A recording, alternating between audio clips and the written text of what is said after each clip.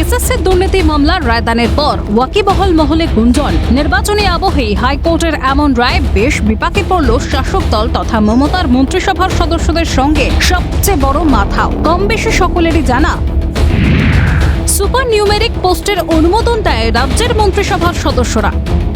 এদিকে সোমবারের হাইকোর্টের রায়তে স্পষ্টতই বলা, সুপার নিউমেরিক পোস্ট বেআইনিভাবে করা হয়েছে।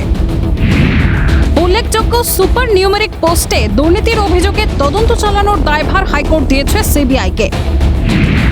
এখানেই শেষ নয়, আরও বলা হয়েছে দুর্নীতির হাত ধরে যারা চাকরি পেয়েছেন, যার বা যাদের মদতে পেয়েছেন, প্রয়োজনে তাদের সকলকেই হেফাজতেও নিতে পারবে সিবিআই। আর এখানেই প্রশ্ন উঠছে নানা রকম। রাজ্যের মন্ত্রিসভার সদস্যরাই যদি সুপার নিউমেরিক পোস্টের অনুমোদন দিয়ে থাকে, তবে সিবিআই তদন্তে যে কোনো সময় গ্রেফতার করতে পারে মমতার মন্ত্রিসভার সদস্যদেরও। এই প্রশ্নটা বৃহৎ আকারে উঠছে ওয়াকিবহাল মহলে। এই প্রসঙ্গে অবসরপ্রাপ্ত বিচারপতি তথা লোকসভার বিজেপি প্রার্থী অভিজিৎ গঙ্গোপাধ্যায়কে জিজ্ঞাসা করা হলে সাফ তিনিও জানিয়ে দেন, নেওয়া উচিত, তো নেওয়া উচিত। যারা জড়িত তাদেরকে, যাদেরকে নিয়েছে তার বাইরেও অনেকে আছেন এখনও, যাদের বিরুদ্ধে ব্যবস্থা নেওয়া উচিত, এখনই নিক সিবিআই।